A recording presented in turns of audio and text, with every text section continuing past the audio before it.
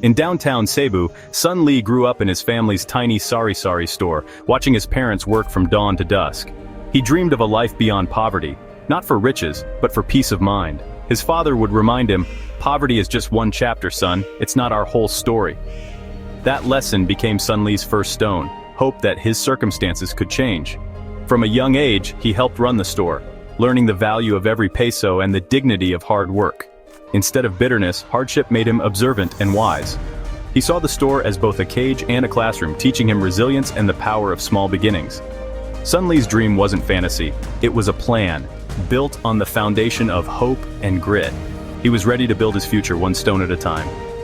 School was another challenge for Sun Lee. He wore hand-me-down uniforms and ate lunch alone, mocked for his poverty. But he channeled his pain into his studies, determined to let his excellence speak louder than his circumstances. His grades became his armor. One day, Mrs. Reyes, a kind teacher, noticed his struggle and told him, "Your mind is a garden, focus on the sunlight." Her words changed everything. Sun Lee found new confidence. He began to participate, share knowledge, and see school as opportunity, not judgment. The bully's words lost their sting. He became known not as the poor boy, but as the student with answers and ambition. Sun Lee was building his future, one lesson at a time. Earning a university spot was a triumph, but the financial strain was crushing. When his father fell ill and the family store was sold, Sun Lee nearly gave up. Then, a scholarship arrived, his lifeline. It covered tuition and connected him to mentors, including Mr. Chen, a successful textile businessman. Mr. Chen saw Sun Lee's determination and became his mentor, sharing stories of failure and success. For the first time, Sun Lee saw a clear path, not just to a job, but to building something of his own. The scholarship and mentorship gave him hope and a blueprint for his future. Even in darkness, a door had opened. Sun Lee learned that hope often arrives when you need it most. He was ready to build, not just for himself, but for his family. With a degree, a mentor, and a small loan, Sun Lee started a textile business in a tiny rented room. Rejection and failure were constant, but he persisted.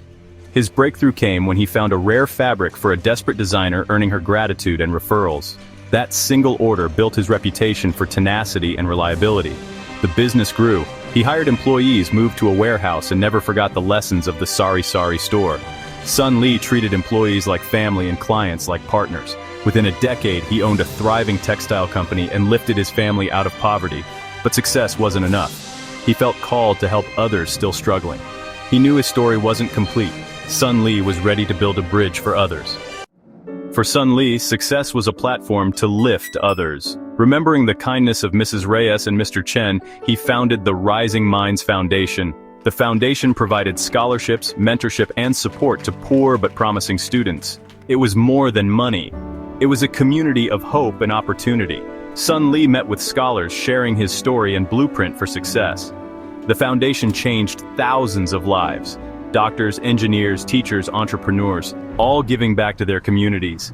Each story was a ripple of hope, building a better future. Sun Lee's legacy wasn't profit, but lives transformed. He proved that true success is measured by what you give back. Sun Lee chose to build bridges for others, creating a legacy of hope for generations.